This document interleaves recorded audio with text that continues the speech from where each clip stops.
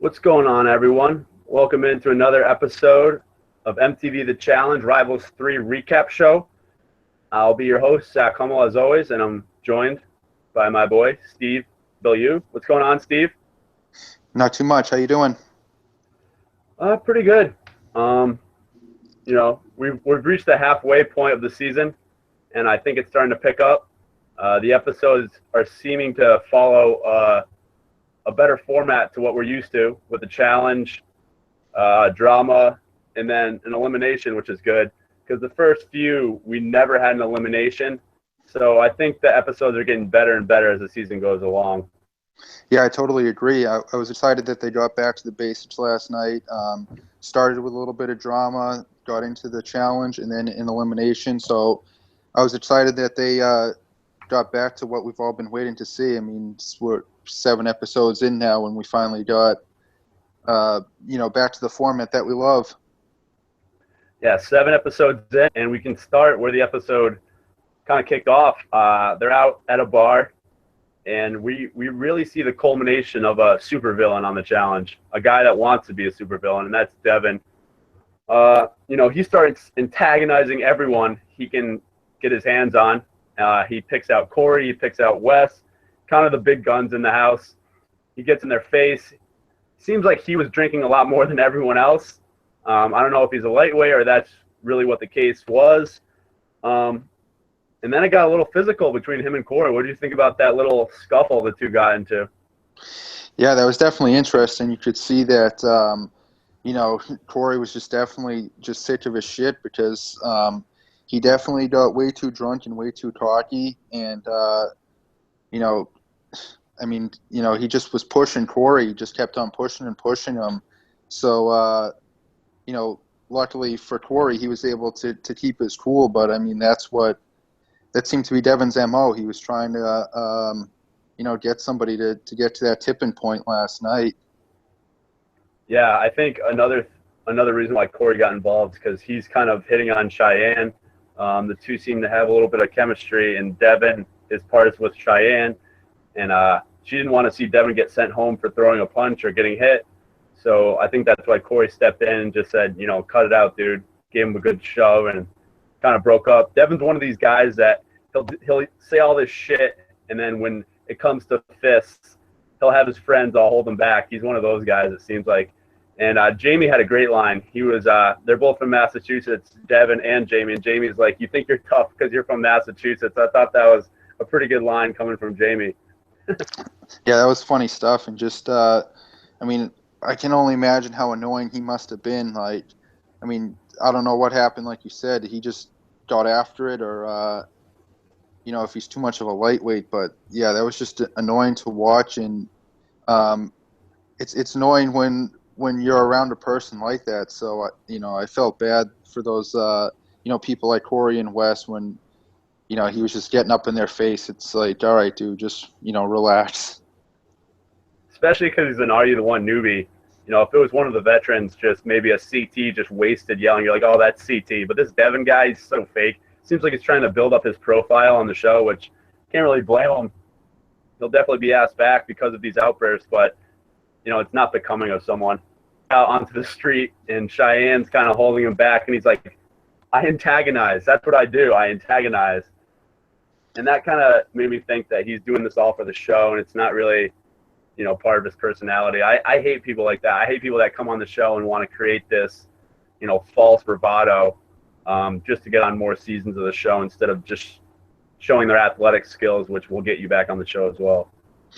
Yeah, definitely. He's, definitely trying to play it up for the camera. And, Cheyenne was so pissed off at him that she was just like, fuck it. If this is what you want, then we'll go home, basically, called him out on his bluff, I guess, because he seemed to calm down after she sort of got up in his face and sort of streamed back at him. But it's just really annoying that he's trying to maximize his camera time like that.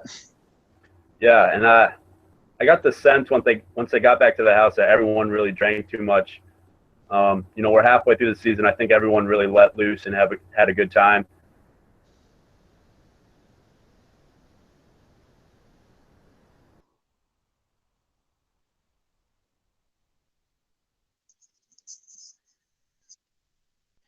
some emotional stuff, and he smashes a glass, and then he kind of just stomps out like a toddler. And Camilla's like, "Oh my God, this guy's so sensitive."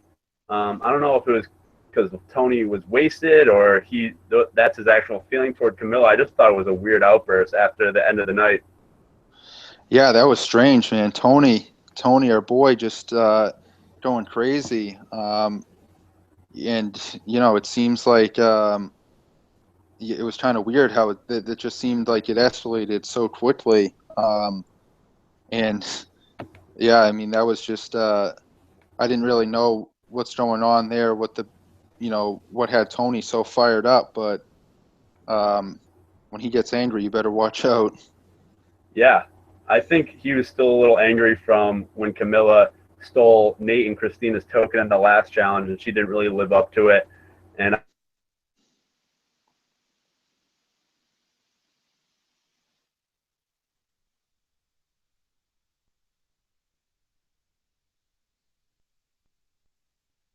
because it seems like Tony's one of the poorer people on the show. I don't know if that's the case, but he does have a bunch of kids coming or on the way with a bunch of different women. So he's got to pay a bunch of child support. So he does need the money, I guess. And then the morning after they all go out, Camilla gets woken up in her bed by one of the producers, and the producer just wakes her up. She's probably hungover as shit, and she's like, "Yeah, your sister's on the phone." And right there, I was like, "Oh my God, someone must have passed away." She's going home. Tony's gonna flip his shit. Camilla finds out her grandma died. Apparently, she was really close to her grandma. As she said, her grandma was one of the toughest people she's ever known, and she kind of gave that trait to Camilla. She started bawling on the phone. I mean, it's not something to laugh about, but the way she kind of overacted it, it was kind of a soap opera in my mind. I was really worried when I saw the producer come in and get her. Like you said, it was something serious. Family members don't normally call into the house like that, so you knew it was something serious. And when I found out it was her grandmother who passed away, obviously I feel terrible for her, but as a fan of the show, I thought, oh shit, she's going home, which means our boy Tony would be going home. So the way this season was going, that's where I thought it was headed, that she was going to have to leave the house, but she decided to go the other way with it and say that, she was going to stick it out. I think she said, the only thing she could really do was be there for her family, and so she decided that she was just going to stick it out instead, and try to get some of that life-changing money. Yeah, she puts on this act like she was really close to her grandma, which maybe she was, but instantly she starts crying, and then a couple hours later she's saying, "Oh, I missed the funeral, so I guess I'll keep continuing on with the game," which I thought was kind of weird, almost planted. But yeah, it was good for their team. Tony maybe coaxed her to stay because he just needs the money. He could care less about Camilla's grandma. But another somber moment, another family member passing away on the challenge. Then we kind of got right into the challenge, and this was an actual, a challenge I would be a little afraid to do. They had to get on a cart, kind of push it like almost like a bobsled, and then jump on it, and then grab all these flags. But the catch was they were going toward the end of a huge cliff out there in Mexico, and they had to grab as many flags as they could before they fell off the cliff.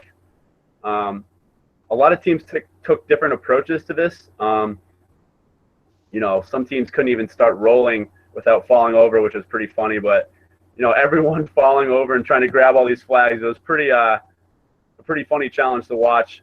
As long as you're not doing it, because these people were just free falling off the cliff pretty much.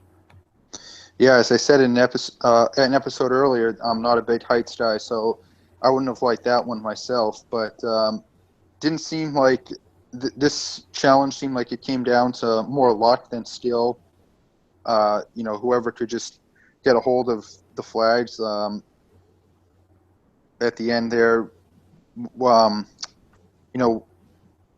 It seemed like your instinct would be to try to hold on to something while you're free falling, but you have to sort of try to reach out to grab the flag. So it was seemed like it could have been a bit tricky, but no real skill, physical skill involved, and we saw that with some of the teams that put up big points last night, like Nate and Christina, for example, put up a 25 spot, and that had to do with it not being so much of a physical challenge. Yeah, and I always like to listen to the interviews that teams do before the challenge, and Nani mentioned that she only had an hour of sleep coming into the challenge, which was pretty surprising, and Wes kind of looked at her like, what the fuck? Did you stay up all night? That's just Nani, she loves to party. She must have been up, or maybe she has a sleeping problem, but I don't know. Like you said, Nate and Christina, surprise team. They were the best. Maybe it was their little rat movements. They weren't as big as the other team, so they could grab the flags a little quicker, and they didn't have to lumber all around. Tony made it a pretty athletic grab on one of the flags. He was pretty much halfway off the cliff, and he reached back and grabbed one of the higher point totaled flags. And Jamie and Kellyanne, just a piss poor performance. TJ got on them. They started rolling up, and Jamie just pretty much put his foot on the ground before he fell off the cliff, so they were DQ'd. So they went straight into the jungle. Nate and Christina, obviously, had another one of those awkward dinners. They just seem like the weirdest team. I'd love to see them go home at some point in the near future, but they held the power, and they called some of the teams down, and they got duped real quick. What do you think about that dinner? Oh, yeah, that was unbelievable. Immediately they called down Camilla and Tony. Christina's still mad about the token, but Camilla, in a matter of seconds, was able to sweet talk her way out of that one. And like you said, yeah, just dupe big time because, we'll talk about it more in a minute, what their decision was, but they gotta be better than what they did. Yeah, Nate and Christina, that really showed how dumb they are. Tony and Camilla talked their way out of it, being the veterans they are. Nate and Christina are like, oh, you guys are really going to do that? Oh, my God, you guys are going to save us? And Nate and Christina ended up not sending in Tony and Camilla, even though they stole a token, which, God, Tony and Camilla just keep skating by no matter what they do. It's kind of crazy. They're almost a team of destiny at this point. And then they threw in Amanda and Nelson, Devin and Cheyenne. So I feel like we've seen these teams in the jungle, already 3 or 4 times in the 7 episodes. They're just chucking in Are You the One people, which I don't have a problem with because I want to see the big dogs at the end anyways. But Jamie and Kellyanne were also the team sent straight in because they were DQ'd. And we finally had another jungle. And for once, we didn't make it to the last skull. And Amanda and Nelson, Amanda, I think it was, pulled the black skull right away. So they went straight in.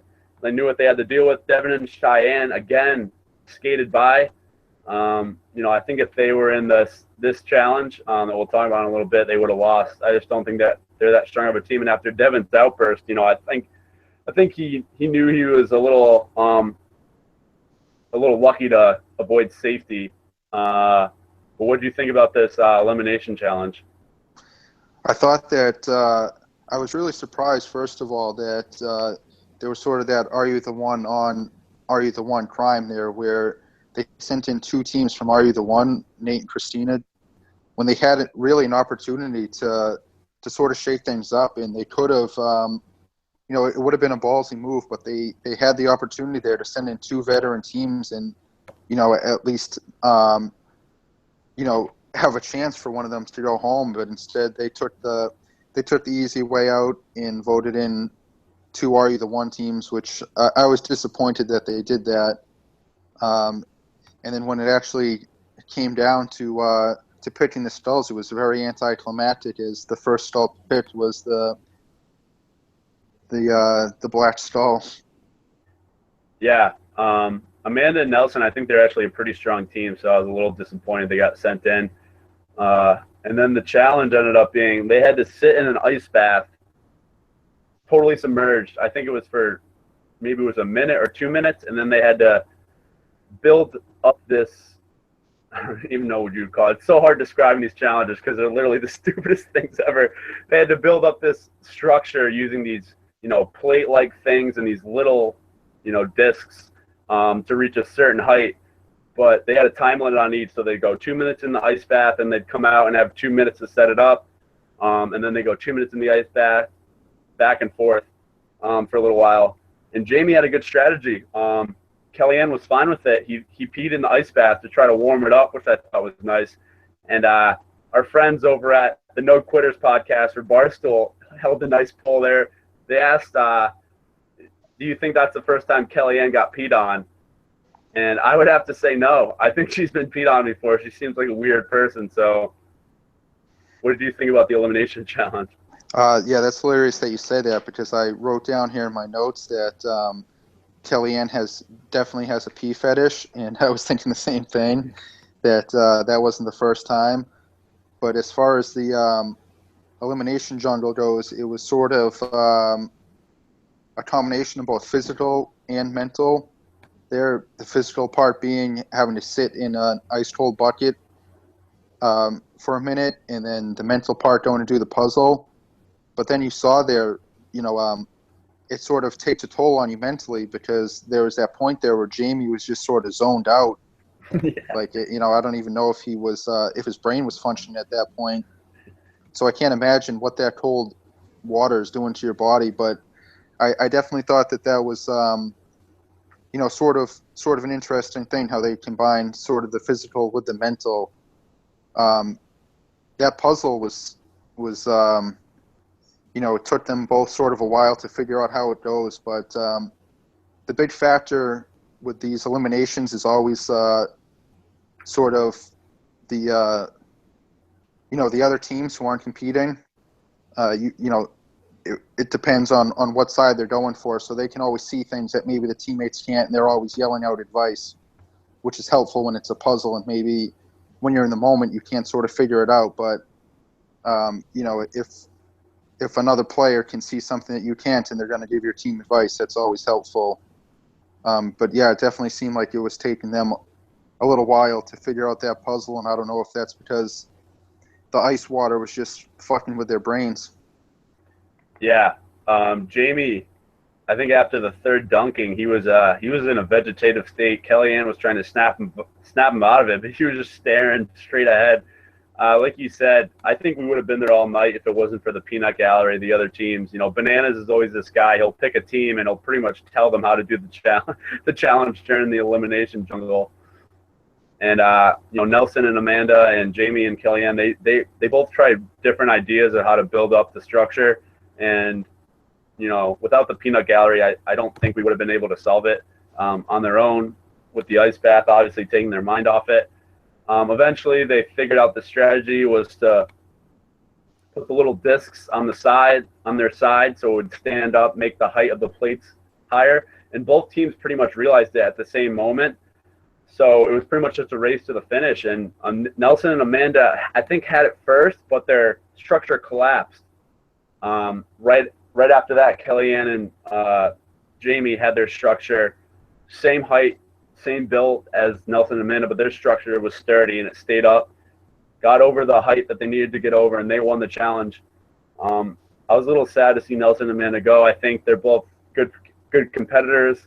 Obviously, Jamie and Kellyanne. Kellyanne's a veteran, so she proved herself in the jungle. She'll hang her hat on that for the rest of the challenge. And Jamie, he's kind of just there at this point. What do you think about the outcome of the jungle? Yeah, I was kind of sad to see that Amanda and Nelson did have to go home, because as far as the Are You the One teams go, they're the best of the bunch there. They were actually competitors. So kind of stinks for them that they were the ones to go home. Jamie, I don't know. I just think that, he's gonna prove to be a liability to Kellyanne here shortly, because he's just been getting shit on all season for being sort of doughy, and then last night we see that he sort of didn't have what it takes mentally there. So I just don't think that he has what it takes to keep his team in it in the long run. Yeah, I don't think they're a team to be reckoned with. I don't think Jamie came into the season in the best shape. Kellyanne, she looks hot, but she's a mental midget. So whenever it comes down to a puzzle, she'll start freaking out. in the jungle, it's all about staying calm. It's all about taking a little bit of advice from the peanut gallery and taking your own brain and putting that together while staying calm, and you'll do well in the jungle. So, Nelson and Amanda went home. Amanda, in a weird in a weird interview afterwards, she said she considers Nelson one of her best friends now after they did this. You spent a week together and did about 3 challenges, so I don't really know. I'm not sure on how she judges her friends, but Nelson being one of her best friends now is one of the crazier things I've ever heard in the challenge. I think she's taking it a little too seriously. Yeah, I totally agree with that. That was definitely funny that she said that. But they're definitely going to be a team that we're going to see back in the future. Back in the future in a later episode. So yeah, I mean, now that they're best friends, like some of these, again, us not seeing Are You the One, we don't really know exactly the background of their relationship, but sometimes, MTV might sort of force these rivalries, and already after a week together, these guys are already best friends, no longer rivals.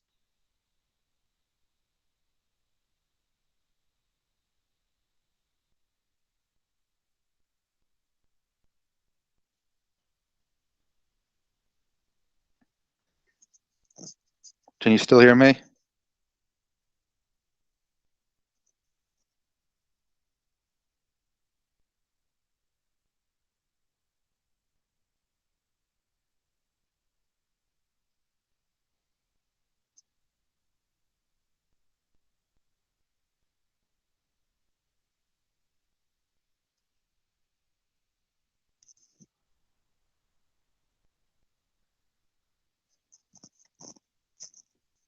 Can you hear me at all?